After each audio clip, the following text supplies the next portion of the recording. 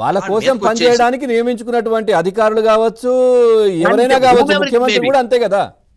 అంతే. ఏమండి, ఇది కూడా ప్రధానమంత్రి దేశానికి పాలేరండి, ముఖ్యమంత్రి రాష్ట్రానికి పాలేరు సార్, ఒక వార్డు మెంబర్ వార్డుకి పాలేరు సార్, సర్పంచ్ గ్రామానికి పాలేరు సార్, కలెక్టర్ జిల్లాకి పాలేరు సార్. ఈ మాట నాది కదా, ఇది నా మాట కాదండి. ప్రధానమంత్రి గారు 10 ఏళ్ల క్రితం చెప్పారు, మై ప్రధానమంత్రినై మై ప్రధాన సేవకు అని. నువ్వు అంతకంటే గొప్పడు కాదుగా. పోనీ నా భాషలో కొంచెం కఠినంగా చెప్పాలంటే, we are the owners, we are the donors, they are the cleaners, they must have the manners. ఇలా అంటే హట్ అయిపోతారు. కానీ జీతం ఎవరి నుంచి తీసుకుంటున్నారండి? భక్తులు హుండీలోనే వేస్తేనే కదండి. అవును. మరి ఓనర్ తో ఎలా బిహేవ్ చేయాలండి? సైలెంట్ పెడతాం. ఎవరి వల్ల ఇది అలా, ఎవరి వల్ల నువ్వు జీతం పొందుతున్నావు, ఎవరి వల్ల నీ జీవితం కట్ చేయాలి. నన్ను అది కూడా ఫ్లైట్ మోడ్ పెట్టు. కాబట్టి మార్పు రావాల్సింది ఎక్కడ అంటే, ఎవరి చేతిలో బెత్తం ఉందో వాళ్ళ చేతిలో రావాలి సార్.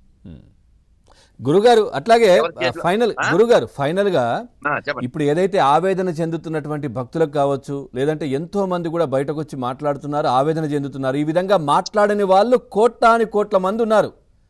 ఈ లడ్డు ప్రసాదం స్వీకరించిన వాళ్ళు నిజంగా చెప్పాలంటే ఆ రామ జన్మభూమిలో ఆ రాముని విగ్రహం ఆవిష్కరణ ఏదైతే ఉందో, బాలరాముని, అక్కడికి కూడా లక్షల లడ్లు పంపించారు ఇక్కడ నుంచి.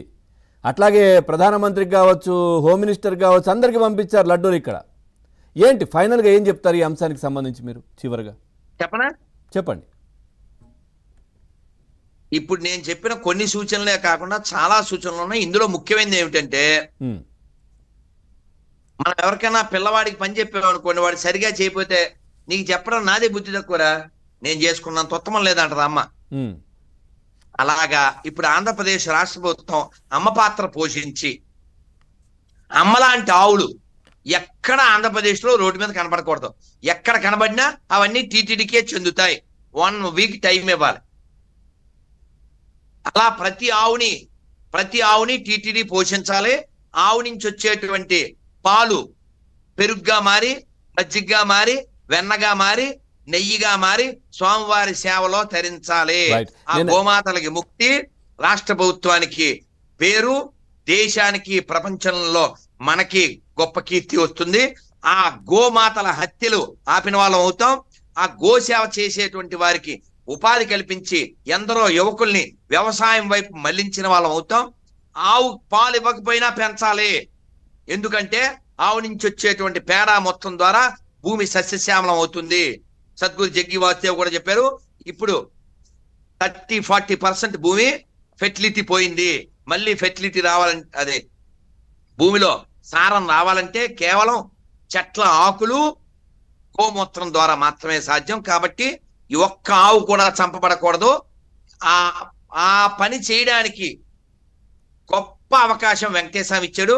వెంకటేశ్వర దెబ్బలు తిన్నాడు, గోవుకి దెబ్బ తగలకూడదని. కాబట్టి వెంకటేశ్వర యొక్క భావన మనం గ్రహించి, తిరుమల మీద బతికే వాళ్ళు లక్షల మంది ఉన్నారు. వెంకటేశ్వర దేవుడు కాదన్నాడు కూడా తిరుపతిలో ఉంటే వాడు బతికేది వెంకటేశ్వర మీదే. ఎందుకంటే తిరుపతికి వచ్చే ప్రతి వాడు వెంకటేశ్వరం కోసం వస్తాడు. ఆ వెంకటేశ్వరం చూడడం కోసం వచ్చిన వాడు ఆటో వాడతాడు, కారు వాడతాడు, బస్సు వాడతాడు, హోటల్ వాడతాడు. ఇవన్నీ పరోక్ష ప్రత్యక్షంగా వెంకటేశ్వర మీద బతికే వాళ్ళే ఉన్నారు. కాబట్టి వెంకటేశ్వమి యొక్క భావన, నాకంటే గోమాత ముఖ్యమని ఆయన దెబ్బతిన్నాడు. కాబట్టి ఒక్క గోవు కూడా వధింపబడకూడదు, ఒక్క గోవు కూడా బాధపడకూడదు. ఒక హార్ష్ గా ఒక ఆయన అమెరికా నుంచి కామెంట్ పెట్టారు, చెప్పనా? చెప్పండి. 10,000 దున్నపోతుల్ని పోషిస్తున్నది టీటీడీ, 10,000 ఆవుల్ని పోషించలేదా అని కామెంట్ పెట్టాడు. దున్నపోతులు means in the sense of employees. కాబట్టి మనుషుల్ని నుంచి రిటర్న్ ఏం రాదండి. మనుషుల్ని పోషిస్తే రిటర్న్ ఏం రాదు. కానీ ఆవుని పోషిస్తే